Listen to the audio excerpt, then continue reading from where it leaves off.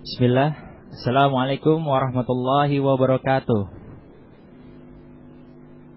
Alhamdulillah wassalatu wassalamu ala Rasulillah wa ala alihi wa ashabihi wa man wala. Asyhadu an la ilaha illallah wahdahu la syarikalah wa asyhadu anna Muhammadan abduhu wa rasuluhu, amma ba'd. Para pendengar Anas Radio, jumpa kembali bersama kita di acara Bincang Usaha Mandiri bersama motivator bisnis kita, Bang Andri Matsa, pada pertemuan ke-48 ini. Hari ini bertepatan dengan tanggal 22 Rabiul Akhir atau 6 Maret 2013. Anas Radio masih tetap mengudara untuk menyiarkan acara-acara yang bermanfaat bagi kaum muslimin. Untuk tema boom kita kali ini adalah peluang bisnis untuk anak muda. Ya, peluang bisnis untuk anak muda. Ya, mungkin kita sapa terlebih dahulu. Kebetulan Bang Andri Matsa sudah hadir di sini. Assalamualaikum, Bang. Waalaikumsalam warahmatullahi wabarakatuh. Gimana, Bang, kabarnya? Alhamdulillah sehat. Gimana Kang Aca, sehat? Alhamdulillah, Bang, sehat. Masya Allah. Baik, Masya Allah. untuk menyingkat waktu, mungkin kita persilakan Bang Andri untuk menyampaikan materi. Terkait materi baru akan dilanjutkan tanya jawab yang mana pemirsa bisa mengirimkan ke email kami di kotak surat @annasradio.com atau di Yahoo Messenger dengan ID annasradio digabung semua, atau melalui PIN BB di 2633310D. Di PIN BB di 2633310D, atau melalui WhatsApp di nomor 0813 1785 4974. Ya. Untuk Bang Andri, mari silakan menyampaikan materi yang akan disampaikan. Ya, tafadhol, Bang. Ya. Alhamdulillahirabbil alamin. Alhamdulillahi hamdan katsiran thayyiban mubarakan fi mubarakan alaih kama yuhibbu rabbuna wa yarda. Asyhadu an la ilaha illallah wahdahu la syarikalah wa asyhadu anna Muhammadan abduhu wa rasuluh. Allahumma salli wa sallim wa barik ala Muhammad wa ala alihi wa sahbihi ajmain, amma ba'du. Baik para pendengar Anas Radio, kaum muslimin di seluruh negeri, dimanapun berada, bagaimana kabarnya pada pagi hari ini? Semoga semua dalam keadaan sehat, dan tentunya selalu semakin hari, semakin bulan, semakin kita meningkatkan kesyukuran kita kepada Allah Subhanahu wa Ta'ala, karena Allah telah memberikan banyak sekali nikmat, baik itu nikmat muqayyad berupa nikmat kesehatan, nikmat waktu luang, dan tentunya nikmat yang paling harus dan wajib disyukuri adalah nikmat keimanan dan keislaman. Nikmat kita memeluk agama Islam, dan nikmat kita bisa mengikuti sunnah Nabi kita yang mulia, Nabi Muhammad sallallahu alaihi wasallam. Nah, termasuk sunnah Nabi kita yang mulia sallallahu alaihi wasallam, yaitu bagaimana kita bisa bermuamalah di dalam bisnis ini dengan cara-cara yang dicontohkan Nabi yang mulia, Rasulullah sallallahu alaihi wasallam.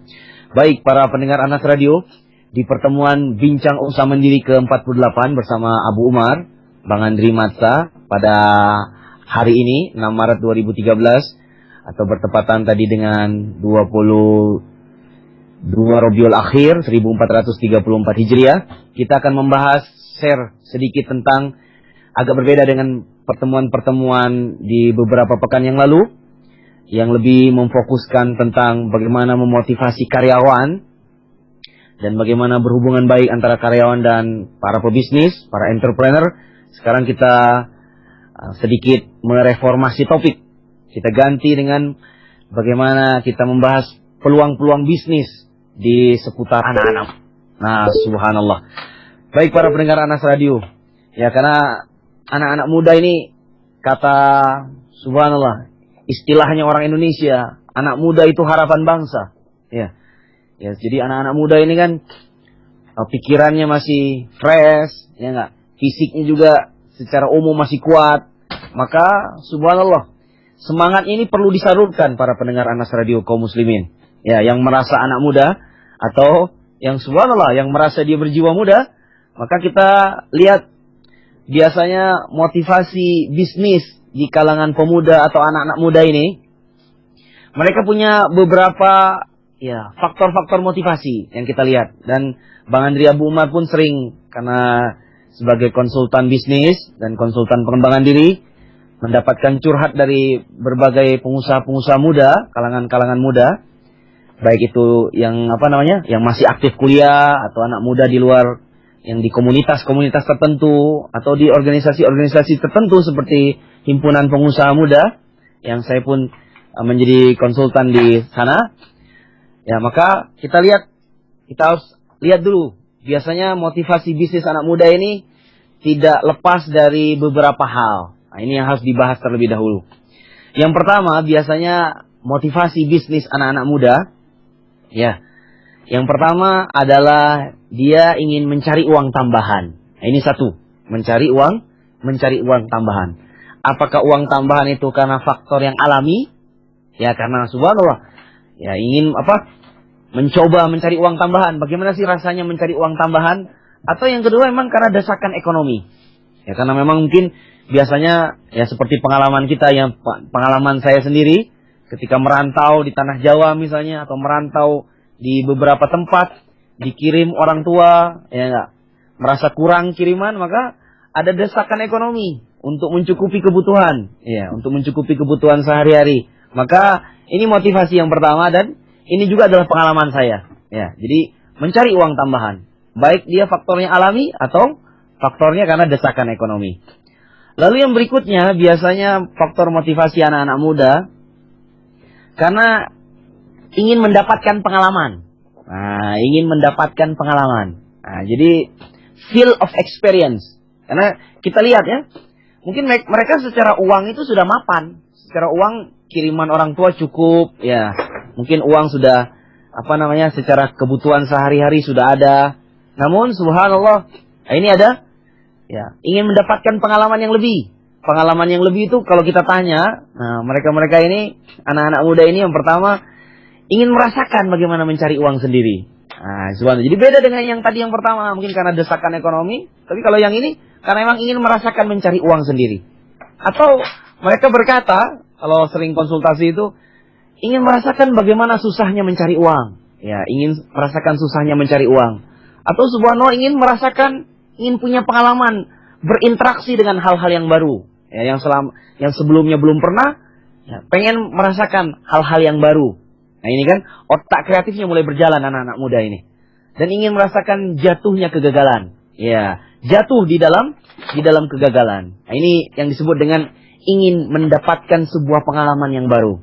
Ini memang terdapat di motivasi anak-anak muda, subhanallah. Namun nanti di akhir Bang Andri Abu Umar ingin mengarahkan, subhanallah, karena barakallahu fikum, karena kita ini Anas Radio adalah radio dakwah, ya kita ingin ya anak-anak muda ini, anak-anak muda dari kaum muslimin dimanapun berada, para mahasiswa atau yang semisalnya, itu tidak hanya sekedar membuat bisnis itu hanya sekedar mencari uang tambahan atau memiliki pengalaman sendiri. Jadi kita harus mengarahkan ya bisnis kita ini bagaimana bisa mempunyai tujuan yang lebih besar daripada itu.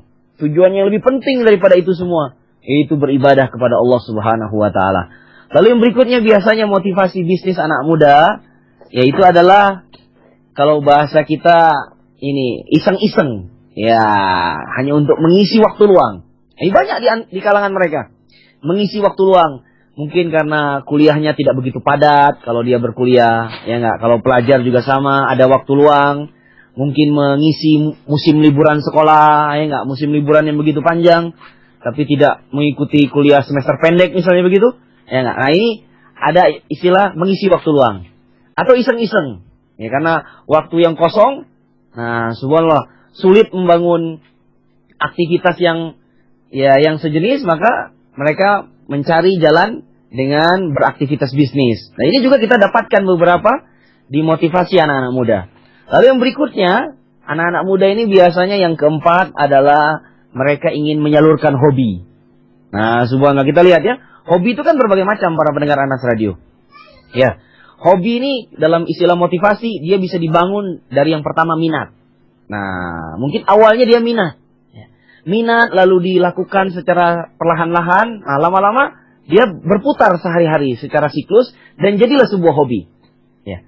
Nah, hobi misalnya yang hobinya ngemil, ya enggak. Nah, mungkin dia hobinya ngemil, kalau kuliah dia ngemil, kalau mau tidur dia ngemil, misalnya ngemil apa. Dari hobi-hobi seperti ini yang kecil-kecil ini kadang-kadang bisa berbuah menjadi bisnis. Ya. Kenapa tidak disalurkan kan? Barakallahu fikum. Mungkin ada juga yang hobinya menulis, ya, menulis sesuatu, menulis apa misalnya, menulis pengalaman diri. Kalau anak-anak pelajar mahasiswa itu menulis diary. Nah, kenapa? Ini alangkah indahnya kalau disalurkan di kegiatan yang positif. Ya, daripada barakallahu fikum. Ya. Nah, daripada waktu yang menganggur ya, yang tidak ada kegiatan yang positif atau bahkan negatif, malah ini berbahaya bagi pengembangan diri anak-anak muda, terutama anak-anak muda kaum muslimin. Jadi, hobi-hobi ini bisa disalurkan. Mungkin ada yang hobinya ngoprak-ngoprek komputer. Nah, bisa juga bisnisnya berubah. Jadi, ya mungkin sekali-sekali ngoprak-ngoprek komputer di rumahnya, atau ngoprak-ngoprek komputer memperbaiki komputer temannya. Akhirnya terpikir untuk membuka servis komputer sendiri. Servis laptop atau servis yang semisalnya dari servis-servis barang-barang elektronika. Kan begitu. Lalu yang berikutnya, anak-anak muda yang kelima setelah ya motivasi mencari uang tambahan atau ingin pengalaman, experience. Lalu yang berikutnya iseng-iseng mengisi waktu luang, dan yang berikutnya menyalurkan hobi. Yang kelima biasanya mereka ini ya yang sering Bang Andri dapatkan, Abu Umar dapatkan ketika menjadi konsultan bisnis dan juga berpengalaman berwirausaha ketika usia muda, ketika masih menjadi mahasiswa. Mereka ini ikut-ikutan ini. Yang kelima itu trendy. Nah, iya enggak? Jadi ketika lagi musim misalnya di suatu daerah atau di suatu kampus, musim bisnisnya ini, ya enggak? Bisnisnya distro, wah, rame. Mereka ini cepat sekali kalau bahasa kita membicarakan yang sifatnya tren. Apa yang hadir di tengah-tengah komunitas, di tengah-tengah sebuah kelompok masyarakat, baik itu komunikasi interpersonal atau komunikasi kelompok, lalu mereka jadikan hal-hal yang sifatnya praktis seperti bisnis. Maka mereka mengikuti bisnis ini secara tren. Ya, ikut-ikutan. Tapi sebenarnya yang seperti ini ya bisa berdampak positif, bisa berdampak negatif. Nanti kita bahas di belakang. Ya, jadi ini motivasi bisnis anak-anak muda.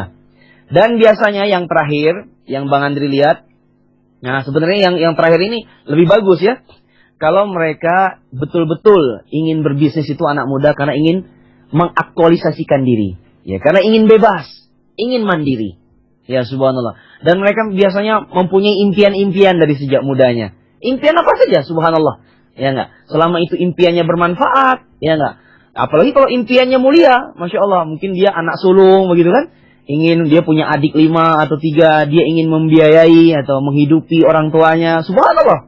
Ya sungguh mulia ini. Nah kalau motivasi-motivasi seperti ini. Anak-anak muda ini diarahkan ke yang lebih baik.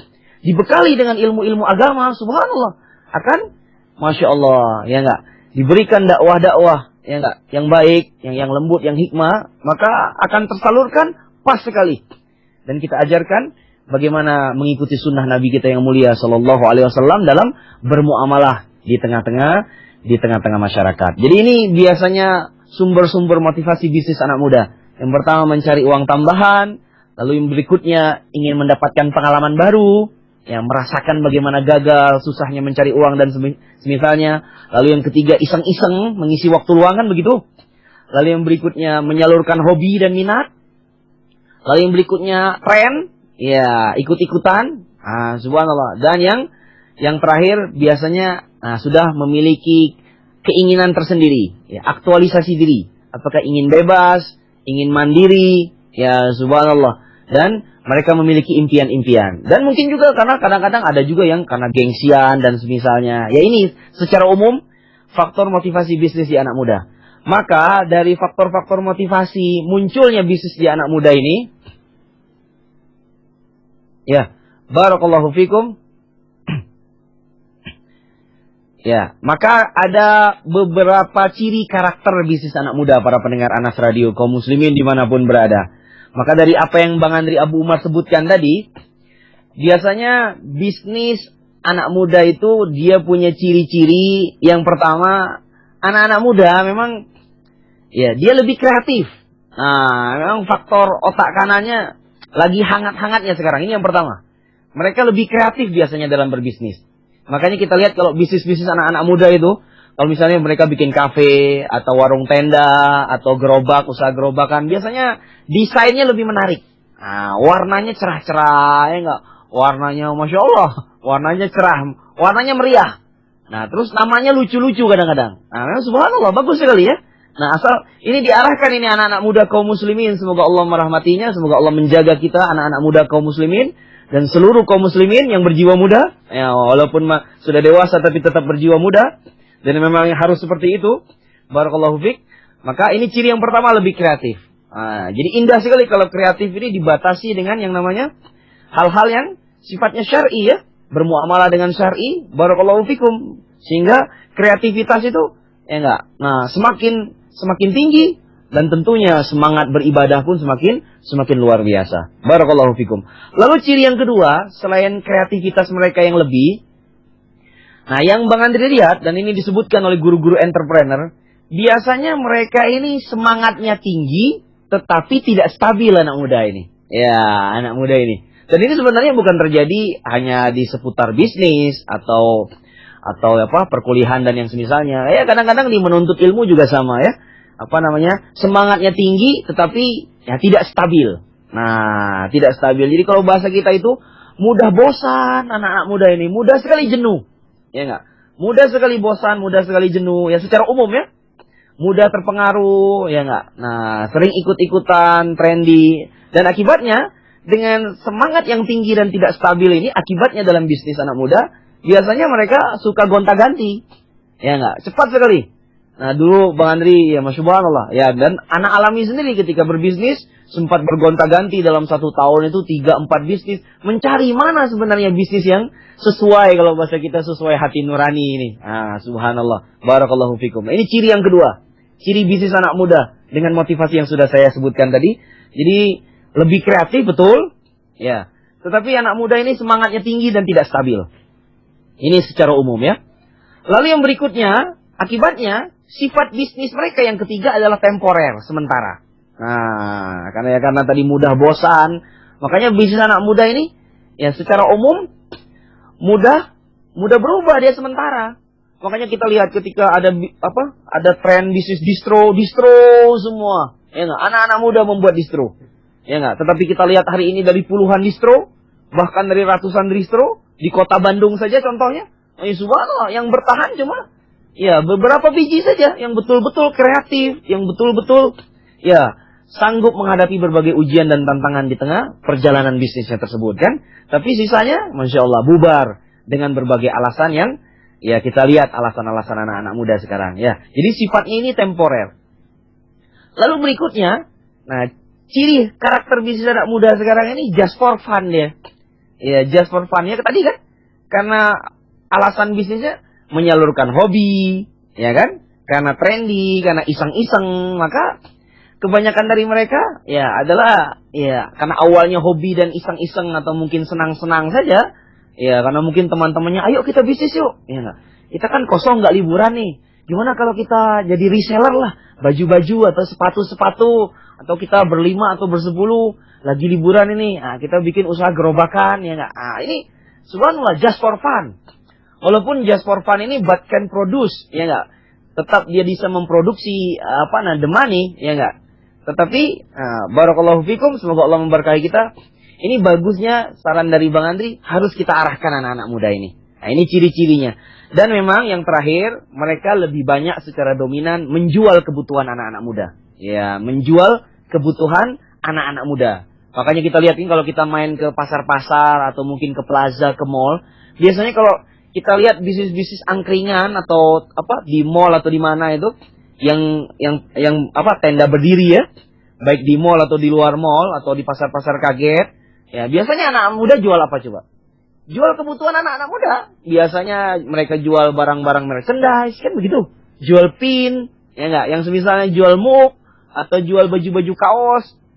Dan kita juga sering lihat di dunia maya ini, di dunia di internet, di dunia maya.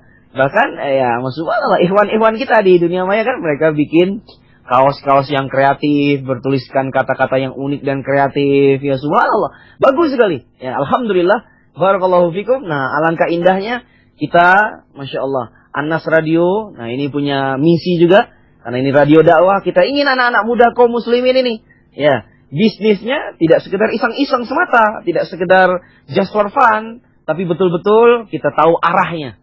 Karena kita hidup di dunia ini hanya sementara. Ya, kita ingin bisnis kita ini berberkah, memiliki kebaikan untuk diri kita sendiri, dan berberkah untuk keluarga kita, dan berberkah untuk seluruh masyarakat yang berada di sekitar kita. Barakallahu fikum.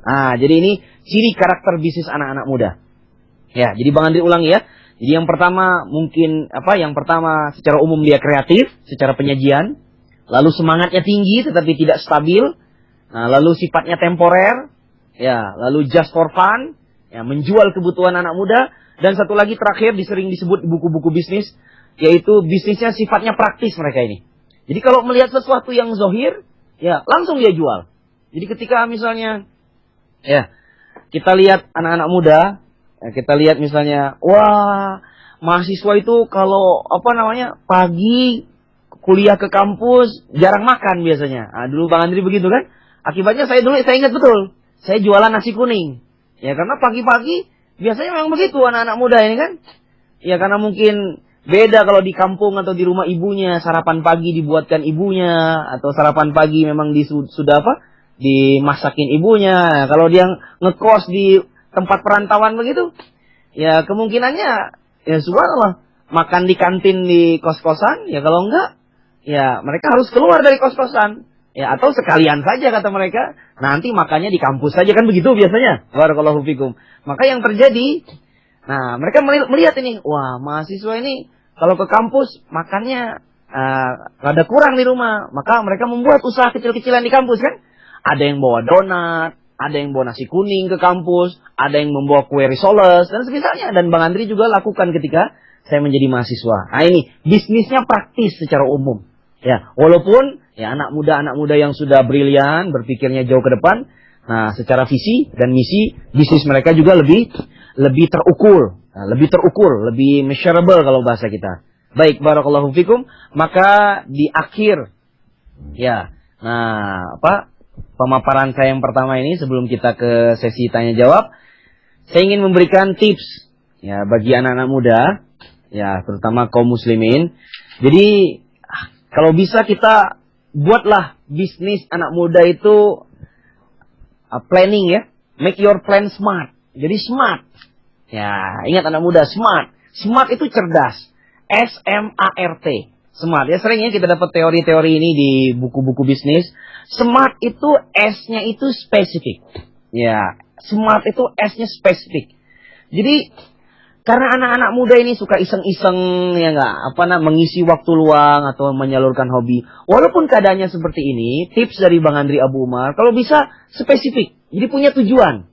Ya, jangan asal-asalan, jangan cuma ikut-ikutan tren, lagi buka bakso, banyaknya anak-anak kampus lagi jualan bakso, buka bakso juga. Lagi banyak yang usahanya merchandise, ikut-ikutan usaha merchandise. Jangan. Ya, tetapi tetap kita ikut-ikutan. Ya enggak? Dalam keadaan kita punya spesifikasi, punya tujuan, ya enggak? Baik bisnis kita sendiri dan, Masya Allah secara teknis pada produk kita.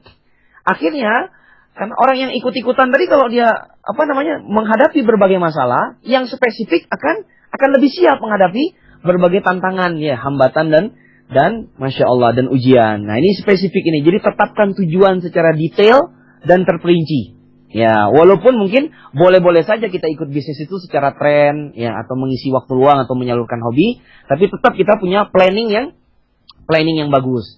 Karena Bang Andri Abu Umar ya di waktu-waktu yang lalu sering menyebutkan kan, barang siapa yang gagal merencanakan, maka sama saja dia merencanakan kegagalan. Ya, luar biasa, hati-hati.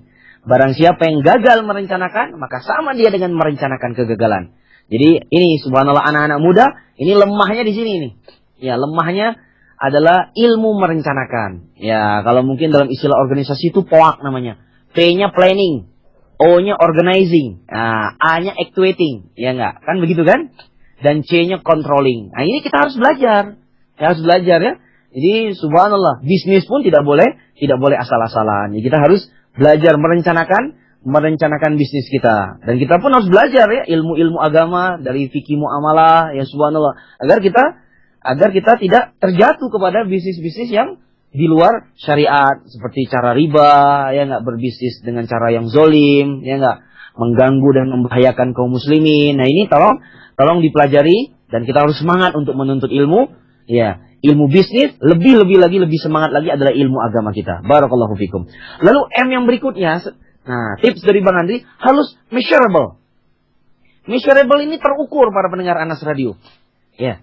Ini banyak nih orang berbisnis kadang-kadang dia sudah bikin tujuan, tapi ukuran bisnisnya. Ini ukuran bisnisnya penting ya. Ya enggak? Jadi measurable itu terukur. Ya enggak? Terukur juga dengan kemampuan kita. Kemampuan yang pertama ya kalau bahasa kita tadi secara ini kemampuan waktu. Ya, kalau misalnya Anda berkuliah atau Anda bekerja ya nggak di suatu tempat kan harus lihat kita ini waktunya cocok nggak. Tiba-tiba kalau kuliahnya padat kan tidak semua jurusan di kampus itu mungkin dia kuliah dari pagi sampai sore ada. Ada mungkin yang kuliahnya agak banyak waktu luang ya nggak. Nah, ini harus disesuaikan dengan waktu. Yang kedua disesuaikan dengan keuangan ya. Ya modal kita ini ada atau tidak. Lalu yang berikutnya dengan kapasitas kita. Ya. Ini subhanallah, terukur atau tidak? Maka semua ini harus diukur. Dan itu secara teknis ada di dalam ilmu bisnis. Ya, maka ini di depan Bang Andri, nih Bang Andri Abu Umar sedang membaca buku 99 Bisnis Anak Muda. Nah, ini penerbitnya Penebar Plus, salah satu buku. Ini saya, bagus sekali ya. Ada 99 contoh bisnis anak-anak muda, ya enggak? Dan sudah termasuk rencana-rencana keuangannya. Jadi subhanallah kaum muslimin anak-anak muda yang apakah dia berkuliah atau dia bekerja atau yang semisalnya berwira swasta atau mungkin yang masih menganggur di rumah. Nah, boleh ini ya kita memiliki buku yang ada contoh-contoh secara teknis apa saja kira-kira bisnis bidang-bidang bisnis untuk kalangan anak-anak muda ya. Lalu itu tadi M-nya measurable. Jadi spesifik measurable. Lalu yang berikutnya A-nya itu yang SMA, smart, A-nya itu attainable. Jadi attainable ini ya, dia penuh tantangan. Ya, penuh tantangan. Karena sesuai dengan ciri anak muda. Karena ciri anak muda itu kan kreatif. Ya enggak?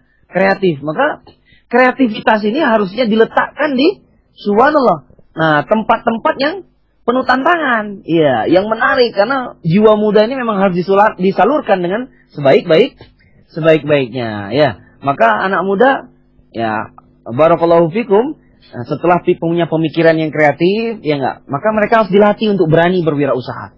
Ya, karena kalau yang namanya berwirausaha ini dia adalah mentalitas, ya, jiwa ya.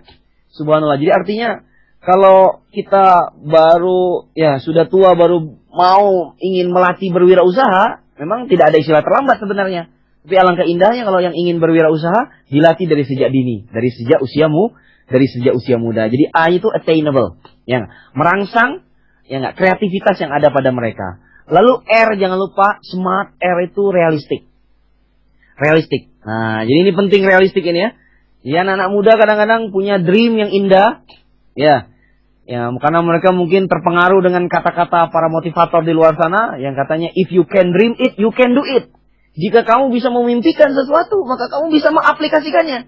Ah, tapi ini harus diukur ini kan, measurable tadi, ya enggak? Dan tadi satu lagi realistik, ya subhanallah. Mimpi kita boleh tinggi, setinggi-tingginya, cita-cita setinggi bintang suraya, tapi kaki kita harus menapak ke bumi. Ya barakallahu fikum. Mungkin cara berpikir kita, kalau bahasa Bang Andri, ya think globally, ya enggak? Think globally, berpikir itu global, tapi act locally. Jadi think globally, jadi berpikir global. Ya subhanallah, orang muslim itu, ya, kita tahu agama kita adalah universal. Harusnya di mana, ya enggak, seorang muslim itu berpijak, ya enggak, subhanallah. Dia adalah orang yang mampu beradaptasi, ya enggak. Karena subhanallah dia punya agama, ya enggak, punya contoh teladan Nabi Muhammad SAW yang ajarannya itu bisa diaplikasikan di semua tempat, di semua masa, dan di semua jenis manusia, dari ujung Eropa sampai ujung Amerika, kan begitu. Maka kita harus percaya, ya subhanallah, harus yakin dengan Masya Allah dengan agama kita yang indah ini, Masya Allah dengan aturan-aturan yang telah Nabi SAW contohkan. Jadi artinya, ya subhanallah anak-anak muda, nah anak muda kaum muslimin orangnya harus optimis harusnya setiap hari, ya enggak? Karena dia Masya Allah punya rasa kesyukuran yang tinggi. Ya enggak? Barakallahu fikum kepada agama dan kepada nikmat-nikmat Allah Subhanahu wa taala. Begitu ya. Jadi realistik ya. Maka mimpi yang indah tadi harus bisa diejawantahkan, diaplikasikan pada di mana kita berada. Ya enggak? Di mana kita berada. Apalagi orang Indonesia punya pepatah kan? Ya enggak? Pepatah lain ladang, lain belalang, lain lubuk, lain ikannya. Kan begitu kata orang Indonesia. Lain ladang, lain belalang. Jadi artinya kita mau berbisnis sesuatu, mungkin bisnis sesuatu ini di sebuah tempat laku, mungkin di tempat lain nggak laku. Artinya kita harus melakukan sebuah desain, sebuah kreatif, sebuah inovasi. Ya, Masya Allah. Sesuai rasa yang kita inginkan. Ya, sering Bang Andri contohkannya kadang-kadang misalnya nasi rawon di soto rawon, misalnya di Surabaya. Mungkin kalau kita buka di Bandung, soto rawon Surabaya ini, kalau rasanya asli Surabaya, asli sana, mungkin orang-orang Bandung nggak suka. Ya, bisa jadi orang-orang Jawa Surabaya aja yang suka makan soto rawon, kan begitu. Tetapi dia harus mendesain rasa Indonesia, kan begitu. Subhanallah, barakallahu fikum. Atau sebaliknya, ya nggak, kita buka apa yang ada di sini, kita buka di tempat yang lain. Nah, kita harus sesuaikan dengan tadi lain ladang, lain belalang, lain lubuk, lain ikannya. Ini secara teknis ya. Jadi harus realistik para pendengar Anas Radio. Semoga Allah memberkahi kita semua. Dan T yang terakhir itu adalah time bound. Ya. Nah, ini juga adalah kelemahan anak-anak muda. Ya, anak-anak muda ya, dia kreatif, ya subhanallah. Masya Allah, bisa membuat planning, tapi ini skala waktu ya. Time bound itu bagaimana kita menetapkan skala waktu. Ya. Waktu ini harus terukur. Jadi bukan hanya terukur secara penjualan, terukur secara pemasaran, tapi terukur juga secara waktu dalam mencapai tujuan kita. Inilah smart ini, subhanallah. Nah, ini harus kita rencanakan sebaik-baiknya agar kita sukses merencanakan, maka kita merencanakan kesuksesan. Jadi make your plan anak muda smart. S itu specific, M itu measurable, A attainable, realistik dan time bound. Ya, subhanallah, barakallahu fikum. Begitu kira-kira, Masya Allah, untuk awalan di materi peluang bisnis untuk anak-anak muda. Maka subhanallah, mungkin ini bisa dikembalikan kepada moderator kita, Abu Khalid Hendarsa Febrian, Kang Aja. Silakan Kang Aja. Ya. Masya Allah, alhamdulillah. Banyak sekali ilmu yang kita dapat dari penjelasan Bang Andre di pagi hari ini. Ya, semoga bermanfaat bagi para pendengar. Ya, untuk selanjutnya kita akan membacakan pertanyaan, tapi sebelumnya bila ada para pendengar yang ingin mengirimkan pertanyaan bisa melalui email di kotak surat @annashradio.com atau melalui Yahoo Messenger di ID annashradio. Bisa melalui juga PIN BlackBerry di 2633310D atau melalui WhatsApp di nomor 0813-178-54974. Oke, Bang Andri, untuk pertanyaan pertama ini dari Arifin di Solo. Cuma ini kayaknya dia menanyakan hukum ini, Bang. Ya. Coba ya, Bang. Bolehkah seorang sales keluar dari perusahaannya mungkin nih, kemudian usaha sendiri dengan menawarkan ke pelanggannya sewaktu ikut di perusahaan yang ditinggalkannya? Ya, jazakumullah khairan. Mungkin Bang Andri tahu? Ya. Barakallahu fikum ya. Jadi Nah, memang kalau ada materi-materi yang ada isinya hukum-hukum ini nanti kita bisa tanyakan di materi Problem Muslim atau yang semisalnya ya. Namun memang secara umum kita sering Al-Ah Arifin di Solo, semoga Allah menjaga antum sekeluarga. Kita sering dapatkan ini di lapangan. Ya. Banyak sales-sales yang tadinya bekerja di sebuah tempat, ya, apakah sales barang elektronik dan yang semisalnya. Ya, kemudian ya mereka keluar dari perusahaan tersebut dan akhirnya mereka berhubungan dengan pelanggan-pelanggan sewaktu mereka di perusahaan. Ya, barakallahu fiik. Ini memang terjadi ya. Maka yang seperti ini kita harus ya, kalau di bisnis adalah etika bisnis yang bekerja di sini. Nah, namun secara umum ya, kalau misalnya ya kan orang itu berhubungan dengan orang bukan karena produknya, tapi karena barangnya. Ya, subhanallah. Maka bila seseorang melakukan aktivitas bisnis, apakah dia bekerja atau pebisnis, maka yang orang percaya itu kan sebenarnya ya selain produk adalah orangnya. Maka setelah sales ini keluar, ya kita anggap sales ini keluar baik-baik kan begitu ya. Ya, karena Bang Andri kan juga merasakan ketika dulu pernah menjadi konsultan, ya, atau menjadi trainer dan yang semisalnya, ikut di lembaga perusahaan orang lain. Saya magang waktu itu, kira-kira begitu, ya enggak? Subhanallah. Nah, setelah saya keluar, ya keluar secara baik-baik. Keluar secara baik-baik, subhanallah. Nah, di luar, nah konsumen-konsumen yang tadi sudah ini, para customer, ya. Nah, karena kan mereka percaya pada orangnya, kan begitu kan kira-kira? Ya, subhanallah ya, Kang Aca ya. Jadi mereka percaya sama orangnya. Ya, ketika Bang Andri Abu Umar lari kemanapun, lari ke Bandung, lari ke Jakarta, ya, mereka percaya saya. Ya, pokoknya kami, kata si customer ini, kami percaya sama Bang Andrinya. Ya, percaya sama Abu Umarnya, walaupun pergi ke Jakarta, pergi kemana-mana, ya kami tetap pengen istilahnya dikonsultasikan sama Bang Andri. Dan ini, ya kita tidak bisa persalahkan ya, yang seperti ini, karena ini sifatnya alamiah terjadi di masyarakat. Tapi kalau Masya Allah, kalau ada akad-akad tertentu, Masya Allah, atau ada sesuatu dari etika bisnis yang dilanggar, maka ini yang Masya Allah ini bahaya ya. Karena kita la doror wala diror, jangan sampai membahayakan diri sendiri dan membahayakan kaum muslimin. Ya, wallahu a'lam. Baik. Alhamdulillah. Baik, pertanyaan selanjutnya dari Wirawan dari Tanah Abang. Bagaimana mensiasati waktu luang yang sifatnya hilang timbul? Seperti misalnya yang mahasiswa hanya berbisnis di masa liburan saja, pada masa kuliah bisnisnya off. Bagaimana agar laju bisnis tetap stabil walaupun masa liburnya itu terhitung panjang, Bang? Alhamdulillah. Ya, baik ya, Al-Ahwirawan di Tanah Abang. Semoga Allah memberkahi antum sekeluarga. Jadi ini tergantung motivasi bisnis anak muda tersebut. Ya. Makanya motivasi ini yang harusnya direformasi, bahkan direvolusi menjadi lebih baik. Ya. Karena tadi Bang Andri Abu Umar katakan kan, ada yang memang dia iseng-iseng. Ya, ada yang cuma mencari pengalaman kan? Ya, tadi materi pertama ya. Motivasi anak-anak bisnis, anak-anak muda. Nah, kalau yang seperti ini, ya, Masya Allah, memang alamiah dia. Maka ketika dia iseng-iseng, ya enggak, atau cuma mengisi liburan, nah ketika liburannya selesai, ya bisnisnya juga tutup. Karena mungkin dia bisnisnya yang ala kadarnya, misalnya reseller barang tertentu ketika liburan, atau dia mendagangkan sebuah produk orang lain, ya, ketika liburan, atau membuat sebuah bisnis kreatif, ya, atau mengikuti sebuah pameran, kan biasanya anak muda dia ikut sebuah event atau pameran. Nah, eventnya selesai, pamerannya selesai, liburannya selesai sudah bisnisnya. Maka tips dari Bang Andri yang pertama, motivasinya harus berubah. Nah, ini dia. Maka mereka harus merencanakan tadi. Ya enggak? Make your smart tadi, smart, spesifik. Jadi ubahlah yang iseng-iseng itu menjadi lebih punya tujuan. Tujuannya itu lebih terukur. Ya enggak? Lebih terukur. Jadi bukan hanya jangka pendek, tetapi ukurlah dia secara lebih jangka panjang. Nah, maka yang seperti ini, kalau tujuannya sudah berubah, kan ini tujuannya penting dulu kan? Ya.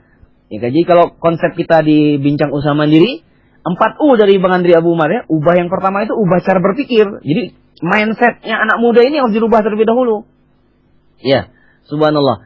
Sebab kalaupun misalnya dia persiapkan nih contohnya, Al-Ahwirawan, dia persiapkan bisnisnya.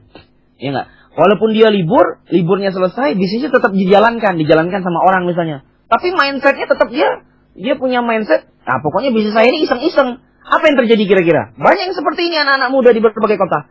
Akhirnya bisnisnya itu tidak diperhatikan sama dia. Ini gara-gara mindset yang tidak direformasi dan tidak diperbaiki di revolusi ini. Ya enggak? Jadi bisnisnya itu ya seadanya aja, ya enggak? Makanya bisnisnya naik turun, ya enggak? Ya. Tidak pernah diperhatikan sama dia, tidak dikontrol. Akhirnya di bulan kedua, bulan ketiga, ya enggak? Bisnisnya memang jalan, tapi bulan ketiga, bulan keempat bisnisnya bangkrut, ya enggak? Ya, atau Masya Allah, ada yang ya terjadi hal-hal yang ya tidak diinginkan. Misalnya, iya ternyata karyawannya yang bawa lari, yang enggak dagangannya dan yang semisalnya, ya enggak? Nah, ini tolong diperbaiki nih mindset anak muda. Nah, kalau mindset cara berpikir sudah diubah, ini smart ini dengan cerdas, baik spesifik, measurable-nya, ya enggak, dan yang semisalnya tadi sudah Bang Andri jelaskan, baru kita berbicara masalah teknis. Nah, bagaimana kita berbicara masalah teknis? Kita berbicara masalah teknis ini, kita membuat sistem para pendengar Anas Radio. Ya enggak? Sistem secara kecil-kecilan. Sistem yang pertama adalah sistem sumber dayanya. Nah, jadi artinya ketika kita bikin bisnis di masa liburan tersebut, masa off tersebut, nah, ketika kita ingin kuliah lagi, maka kita harus bikin sistem sumber daya kan? Sumber daya manusia, ya enggak? Maka siapa yang akan menjalankan usaha saya ketika saya kuliah, bisnis saya ini tetap berjalan kan begitu? Kata kuncinya. Ya subhanallah. Barakallahu fikum. Ya enggak? Dan yang berikutnya adalah sistem yang selainnya. Bagaimana perputaran produksi, ya enggak? Bagaimana perputaran keuangan, ya enggak? Nah, ya subhanallah. Maka kita harus mensiasati dengan melakukan delegasi. Ya kalau betul-betul kita tidak mampu standby di usaha kita tersebut secara full time, ya, maka kita harus ikuti, ya enggak? Ikuti cara bermain kita, sistem yang bisa kita wakilkan. Nah, kira-kira begitu jawabannya untuk Al-Ah Irawan. Maka kita bisa delegasikan, kita cari orang yang terpercaya, ya. Mungkin biasanya di teman-teman itu yang Bang Andri juga pernah punya pengalaman. Kalau kita mahasiswa berlima atau berempat atau bersekian, ya kadang-kadang kan mungkin di hari Senin, ya enggak, si fulan ini libur, si fulan yang lain sibuk. Nah, itu kita bisa bergantian. Ya banyak yang begitu ya.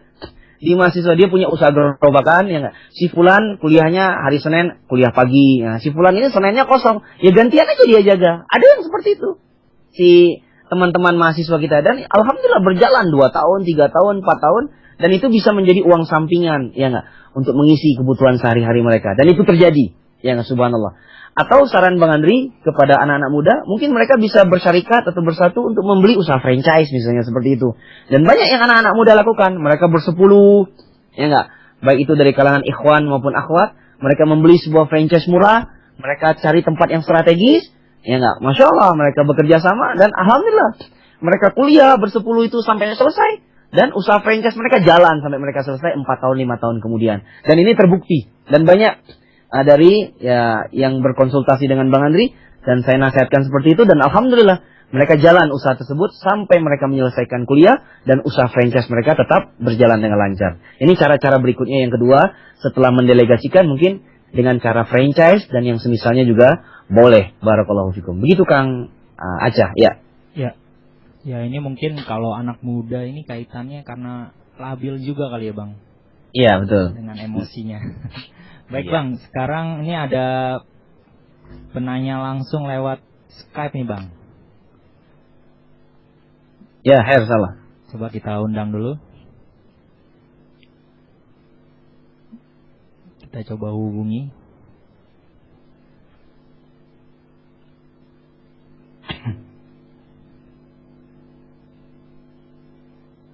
Iya, masih belum diangkat nih. Iya.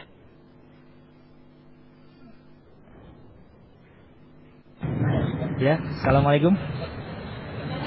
Waalaikumsalam. Ya, dengan siapa di mana? Dengan Usama di Brebes. Ya, silakan Mas Usama untuk menanyakan ke Bang Andri Abuman. Halo, assalamualaikum.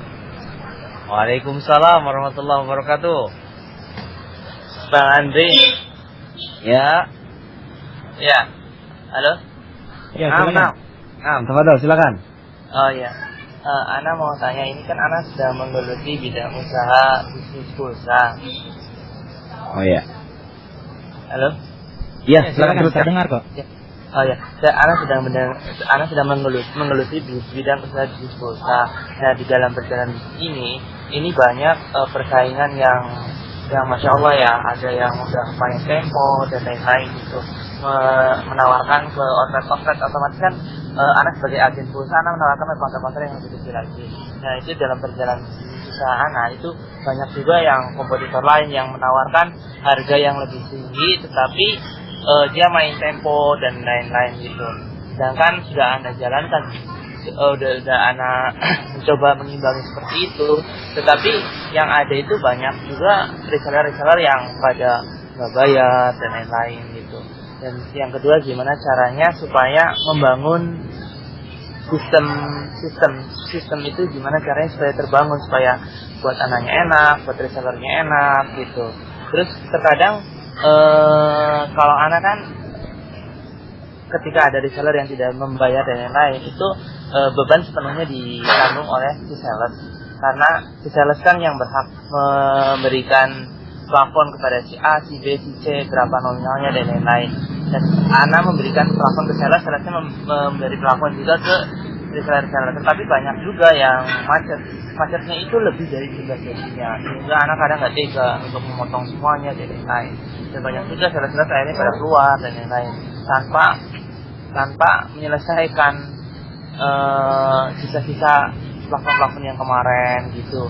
Itu gimana strateginya supaya Ana bisa mengimbangi yang tempo? Ana ingin beralih ke usaha yang cash gitu. Ya. Halo? Sudah? Ya. Sudah. Ya. Alhamdulillah.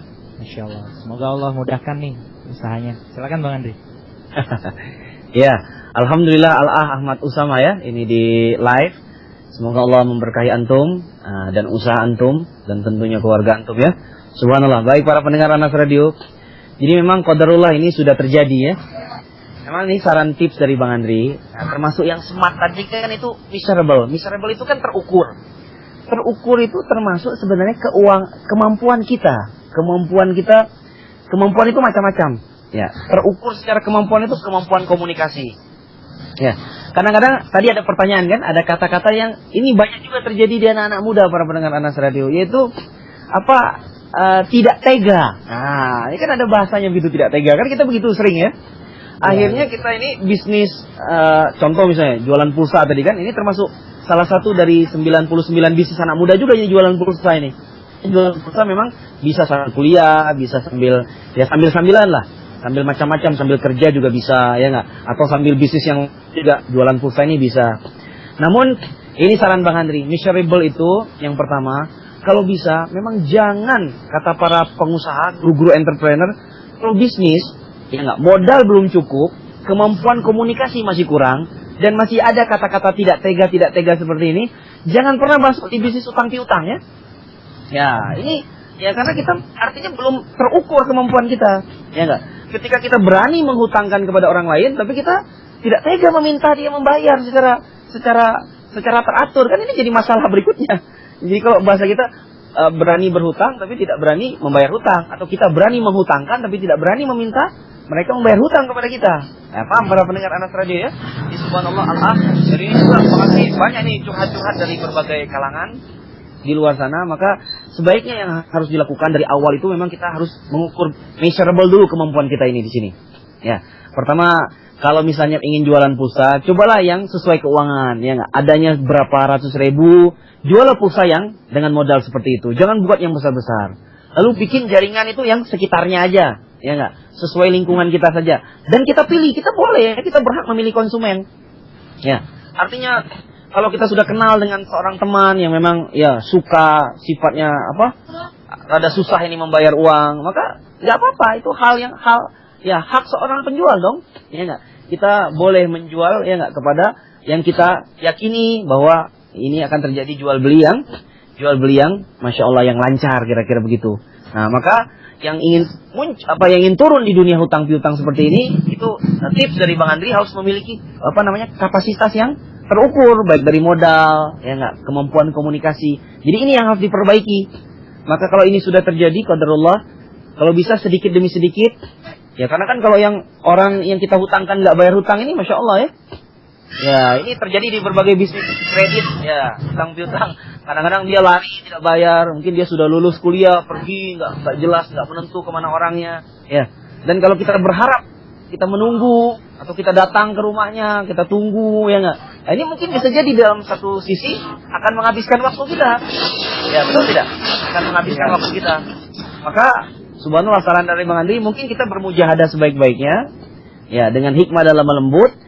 Tapi saran Bang Andri, dari keuangan yang sudah ada ini, coba kita tabung, kita pikirkan usaha yang lebih baik dan kita beralih ke cash.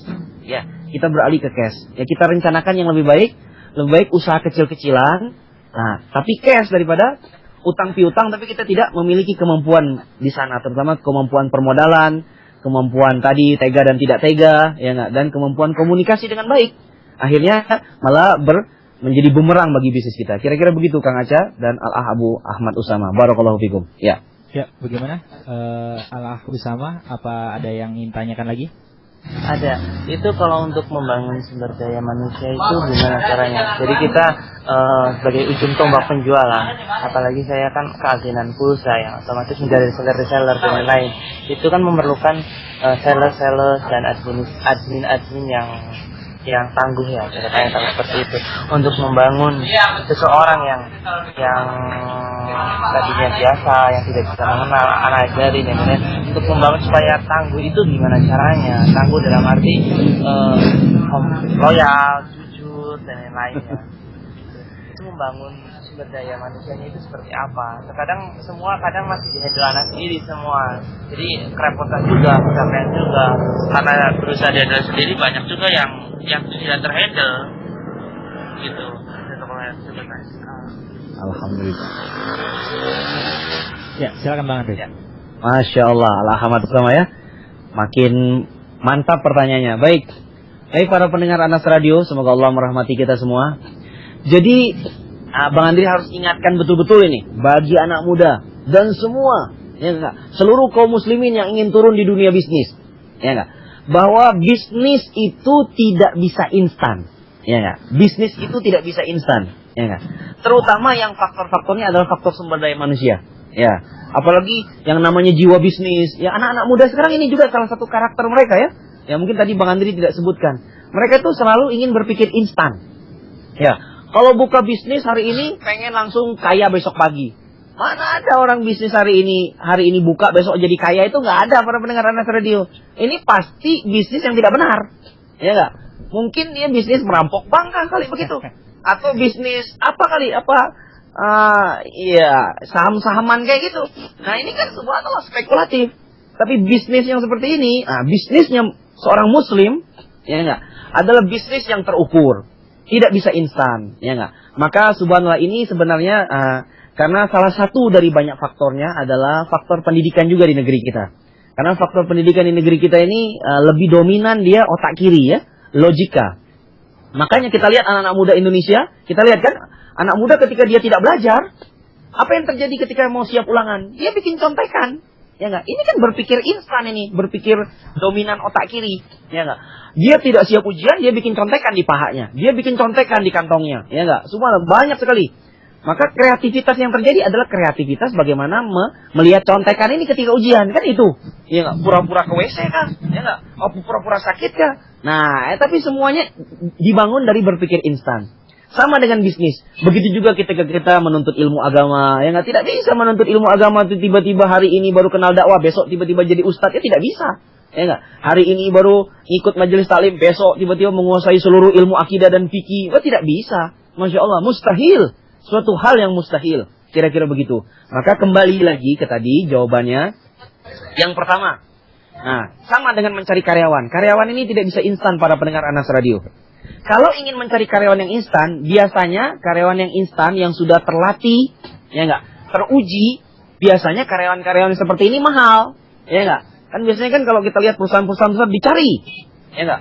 Karyawan yang bisa ini, ya enggak. Sudah 5 tahun kerja di begini, ya biasanya kan dia kerja di tempat yang lain kan. Dia sudah teruji, ya subhanallah.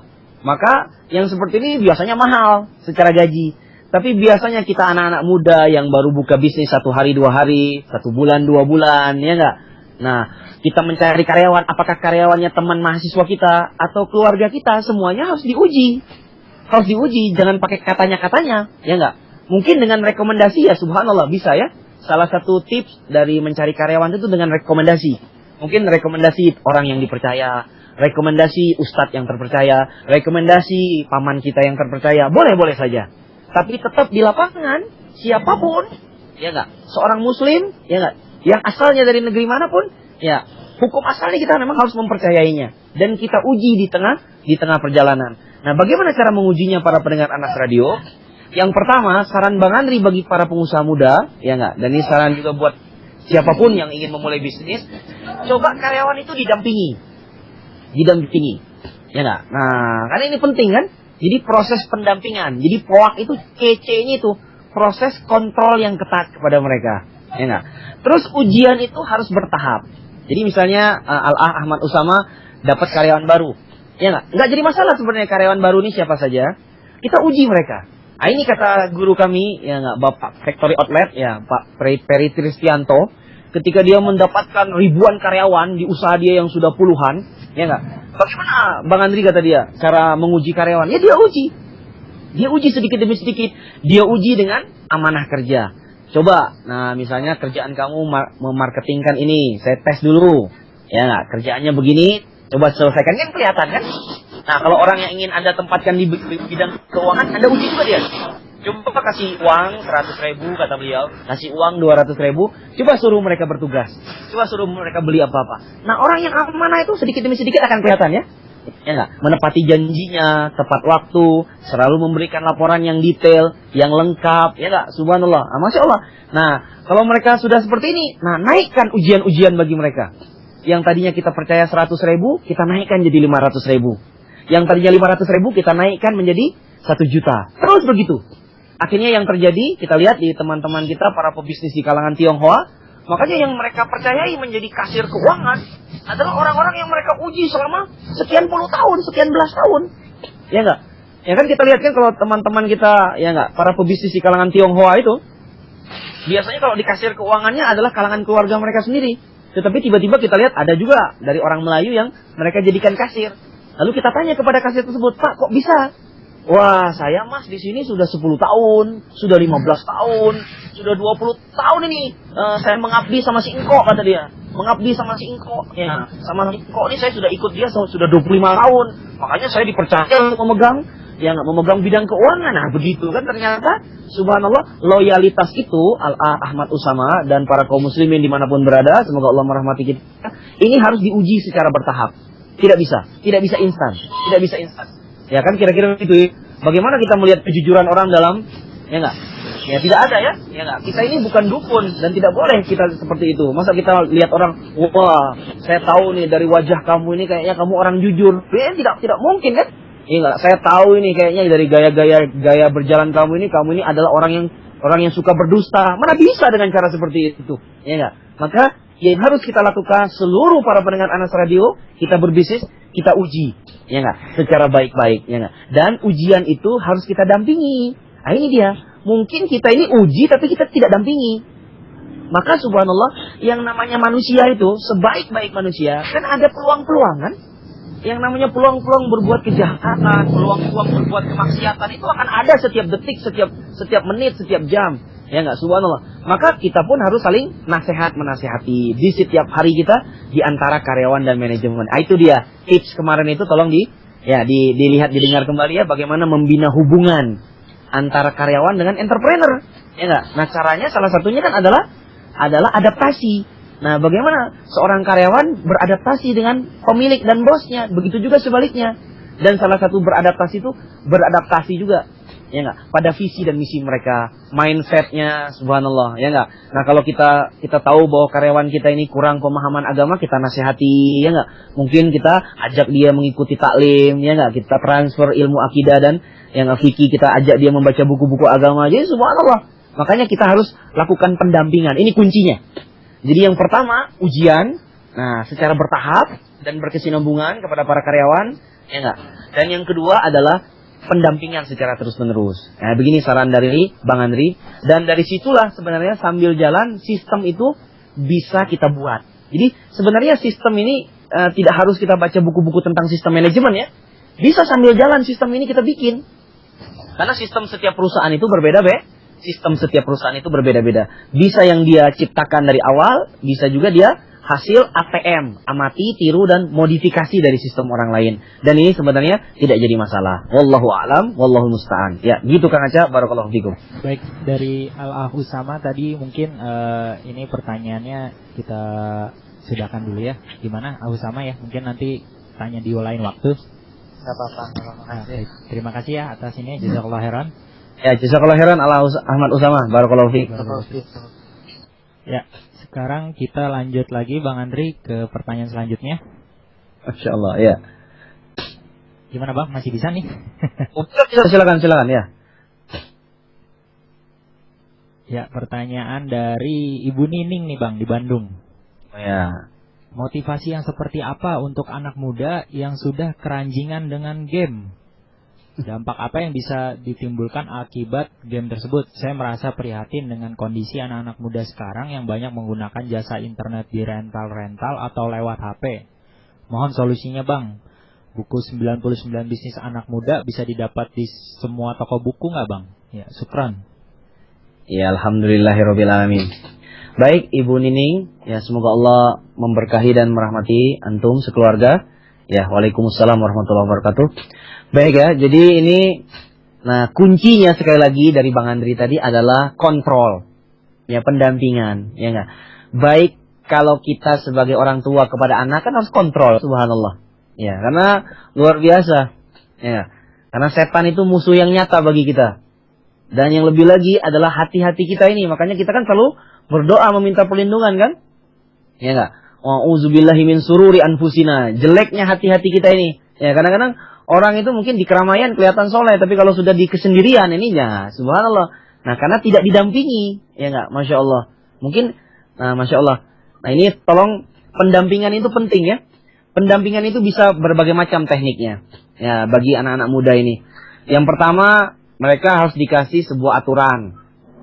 Jadi artinya para pengusaha-pengusaha internet, rental-rental yang seperti ini, ya subhanallah, harus punya aturan yang ketat, ya enggak? Nah, dari jam segini sampai jam segini, ya enggak? Kalau mereka khawatir, mereka tidak bisa kontrol di tengah malam, mereka bikin jangan 24 jam kalau begitu. Itu kan namanya aturan yang bisa kita buat, ya enggak? Yang kedua, ya enggak, kita bikin aturan, ya enggak, jangan begini dan begini, ya enggak, dan semisalnya. Sehingga nah, kita punya jasa internet atau rental-rental ini para pengusaha ini ya. Maka dengan aturan itu mereka bisa membatasi gerak mereka. Ya enggak? Membatasi gerak mereka, subhanallah. Dan kita juga nah punya aturan kita mengontrol mereka dalam waktu-waktu boleh-boleh saja.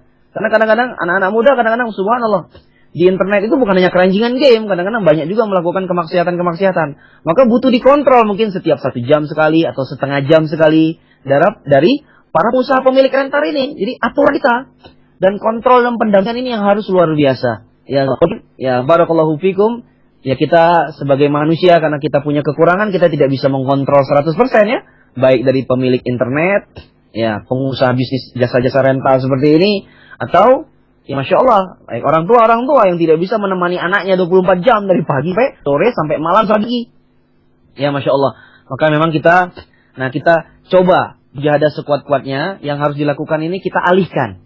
Karena memang anak-anak muda ini ketika memang mereka baru ya lepas ya masa-masa bebas mereka, apalagi masuk SMP, masuk SMA dan masuk kuliah, dan para pendengar Anas Radio apalagi mereka ini merantau jauh dari orang tua mereka. Nah, ini kemungkinannya kan sangat besar. Ya, jauh, ya bebas, lepas dari ikatan-ikatannya enggak, dari lingkungan yang mengikat mereka. Mereka mendapatkan hal yang baru, mendapatkan sesuatu yang baru, teman baru, benda baru, ya enggak, materi yang baru. Nah, ini kemungkinan besar karena jiwanya subhanallah meledak ya. Ya enggak, nafsunya kalau bahasa ya di pembelajaran kita di materi hawa nafsu yang mengajak kepada kejelekan ini luar biasa, ya enggak. Nah, maka kita harus melakukan banyak teknik-teknik. Yang harus kita lakukan adalah usaha-usahanya saja. Ya, bagaimana mengalihkan mereka dari game ini? Mungkin subhanallah kalau di rumah ya coba kali-kali internetnya dimatikan, ya enggak. Diajak sama kegiatan, minimal kegiatan yang olahraga atau kegiatan bisnis, ya enggak, atau kegiatan yang memacu otak kanan anak-anak muda kita, ya enggak. Dengan coba mereka ditanyakan apa minat dan bakat mereka, ya enggak. Diasah minat dan bakat mereka. Coba diajak mereka ke dunia luar, ya enggak. Mengikuti ekstrakurikuler yang bermanfaat ya, yang sesuai syar'i tentunya. Ajak mereka mengikuti outbound di luar dan yang semisalnya, ya enggak. Coba ajak mereka ke toko-toko buku. Jadi orang tua dan kita ini yang mengarahkan anak-anak muda ini, ya enggak, kepada hal-hal yang bermanfaat. Dan lebih bermanfaat lagi kalau kita ajak mereka, jatuhkan cinta mereka itu kepada ilmu agama, itu lebih dahsyat lagi. Ya enggak? Lebih dahsyat lagi insya Allah. Dan tentu jauh lebih bermanfaat untuk akhirat mereka yang lebih baik. Kira-kira begitu. Nah, dan yang berikutnya, buku bisnis 99 ini sekarang lagi, baru terbit ya, baru terbit. Jadi banyak di toko-toko buku yang terkenal di negeri kita. Seperti toko buku Gramedia, toko buku Gunung Agung. Insya Allah buku ini mudah sekali didapatkan. Ya, karena buku ini masih sifatnya baru beberapa bulan dan beberapa tahun belakangan ini. Kira-kira begitu. Wallahu alam. Jazakumullah khairan. Ya. Ya, Bang, mungkin pertanyaan terakhir ya, Bang ya. Iya. Ini dari Abu Farhan di Bosowa Maros. Mau tanya, Bang, standar sukses dari sebuah usaha itu seperti apa sih? Apakah harus banyak untung atau seperti apa? Mohon jawabannya, Bang. Iya. Waalaikumsalam warahmatullahi wabarakatuh. Abu Farhan, ya nggak? Semoga Allah menjaga antum sekeluarga. Baik. Jadi standar sukses dari sebuah usaha itu kalau di teknis bisnis ada dua, ya. Ada yang disebut dengan istilah profit, ada yang disebut dengan istilah benefit. Nah, jadi standar suksesnya ada dua, ya nggak?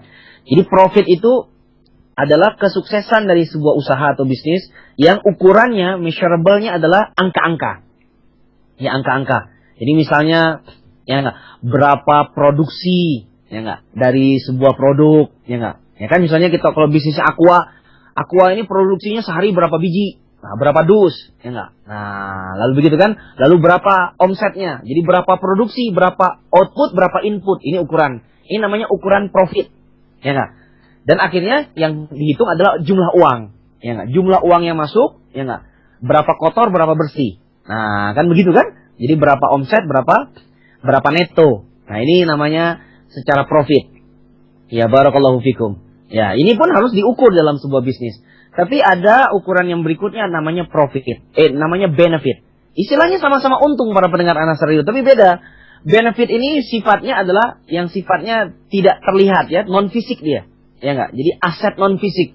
Apa saja Bang Andri, Abu Umar, yang namanya keuntungan usaha secara benefit ini? Yang pertama yang ingin dicari oleh banyak orang itu adalah yang dalam bisnis citra diri. Ya. Jadi apa namanya? Branding perusahaan, ya. Jadi kadang-kadang ada usaha itu para pendengar Anas Radio Abu Farhan di Bosowa Maros, mungkin dia apa namanya? Profitnya, omsetnya sedang-sedang saja, mungkin 100-200 perak lah per hari.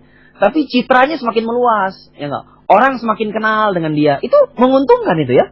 Menguntungkan, ya enggak? Jadi yang tadinya dikenal cuma di pedesaan, mulai kenal di kota. Yang tadinya mungkin ruang lingkup di kampus, akhirnya usahanya itu terkenal di mana-mana, ya enggak? Mungkin kalau dia buka usaha di Makassar, di Maros, yang tadinya mungkin di Maros saja terkenalnya, akhirnya sedikit demi sedikit, dan jadi buah bibir kan?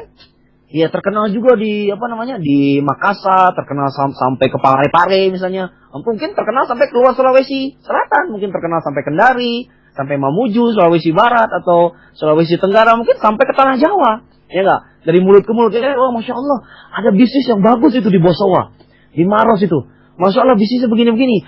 Ayo coba kita buka cabangnya di kota Surabaya. Nah kan itu benefit juga. Nah itu juga standar sukses sebuah usaha. Ya, secara namanya benefit. Lalu yang berikutnya setelah citra diri, ya enggak. Nah, yang berikutnya ini masya Allah adalah jaringan. Nah, jaringan ini kan penting kan? Biasanya mungkin ya, ada sebuah bisnis itu Abu Farhan atau para pendengar Anas Radio, mungkin di cabang pertama dia tidak begitu untung atau bahkan rugi. Cabang kedua rugi, cabang ketiga rugi. Ternyata cabang keempat dan kelima ternyata baru dia dapat untung. Qadarullah, ya enggak? Subhanallah. Nah, ada yang seperti ini. Maka kadang-kadang usaha itu dilihat dari banyaknya jaringan yang dia miliki. Banyak jaringan. Misalnya jaringannya sudah banyak, ya enggak? Dia sudah bisa masuk ke kalangan eksekutif. Ya, produk-produknya ini sudah diterima oleh berbagai kalangan. Nah, semakin luas jaringannya, semakin luas networknya, itu disebut sebuah keuntungan di dalam standar sukses di sebuah usaha. Lalu yang berikutnya adalah kemampuan komunikasi. Ya, komunikasi ini juga benefit. Ya. Jadi, komunikasi yang baik, ya enggak? Nah, masya Allah, yang tercitra baik di kalangan para konsumen, masya Allah. Jadi, relationship yang baik dengan customer kan? Jadi, service yang baik, ini subhanallah, ya enggak? Kadang-kadang kan, subhanallah, para pendengar Anas Radio, para konsumen, kaum muslimin itu, menilai baik dan tidak itu bukan hanya dari produk ya. Tapi bisa jadi, makanya kita harus perhatikan, dalam ilmu marketing 3 kan? Ada mind share, ada market share, ada herd share. Ya, ada herd share. Sehingga yang namanya keuntungan itu bisa jadi ketika merek bisnis kita itu sudah masuk ke benak konsumen, itu usahanya sukses. Ya walaupun ukurannya tidak hanya itu. Ya subhanallah kan. Coba para pendengar Anas Radio kita menyebut sebuah barang. Coba kalau saya sebut sabun mandi, ingatnya merek apa? Ya enggak? Nah, Lux, kalau Bang. Lux. misalnya begitu, waduh, berarti pakai Lux nih kayaknya Kang Aca ini ya. Bisa jadi wallahu alam ya enggak? Atau misalnya merek Lifebuoy atau mungkin pakai sabun ekonomi dan yang semisalnya kan? Atau kita sebut misalnya pasta gigi, mungkin ya, ingatnya apa? Misalnya Pepsodent atau Ciptaden atau Close Up. Nah, itu artinya Pepsodent itu menjadi market leader. Nah, itu adalah sebuah standar sukses juga, ya nggak? Walaupun ada juga bisnis yang secara merek dikenal di mana-mana, tapi sekarang sudah bangkrut, misalnya seperti itu, atau sudah rugi di tengah-tengah pasar. Wallahu alam, ya. Nah, kira-kira itu ukurannya. Ya, ini subhanallah, ini kan ukuran secara teknis ya. Namun kita satu lagi jangan lupa, nah ada ukuran yang lebih tidak terlihat di agama kita. Nah, ini adalah ukuran keberkahan. Makanya kita bisnis, ya standar sukses bisnis kita bukan hanya di dunia, tetapi di akhirat. Maka kita bisnis, kita yang jauhi hal-hal yang haram dalam agama kita, seperti riba, ya goro dan yang semisalnya, dan tentu kita berbisnis sesuai syariah. Ya nggak mungkin untungnya kecil, tapi untung yang sejatinya, untung yang sebenarnya nanti kita harapkan di sisi Allah Subhanahu wa taala. Cukup sampai di sini, mudah-mudahan bermanfaat. Ya, alhamdulillah, mohon maaf bila ada kesalahan. Subhanakallahumma bihamdik, asyhadu an la ilaha illa anta, astaghfiruka wa atubu ilaik. Ana kembalikan kepada moderator kita yang luar biasa. Ya. Jazakallahu khairan Bang Andri Masa Abu Umar yang atas jawaban-jawaban dari pertanyaan ini. Cuma tersisa satu pertanyaan, nanti kita tunda dulu nih, dari Abu Diabi di Delhi, Sumatera Utara nih, kayaknya kenal ini kita nih Bang. Kemudian nyamar aja nih. Iya. Para pendengar Anas Radio, tidak terasa sudah pukul 10:19 di waktu komputer kami. Dan ini kayaknya kita akhiri saja karena sudah lewat masanya. Mungkin untuk mengingatkan kembali, besok ada acara live seperti biasa di Anas Radio, tanya jawab problema muslim bersama Al-Ustadz Zulkarnain bin Muhammad Sunusi, di waktu pukul 8 malam. Kirimkan pertanyaannya di email kotaksurat@anasradio.com atau melalui DM di Anas Radio. Bisa juga melalui PIN BlackBerry di 2633310D atau melalui WhatsApp di 0813-178-54974. Ya, mungkin sekian dulu dari kami. Mohon maaf bila ada salah kata atau yang menyinggung hati. Kita cukupkan dari sini. Assalamualaikum warahmatullahi wabarakatuh.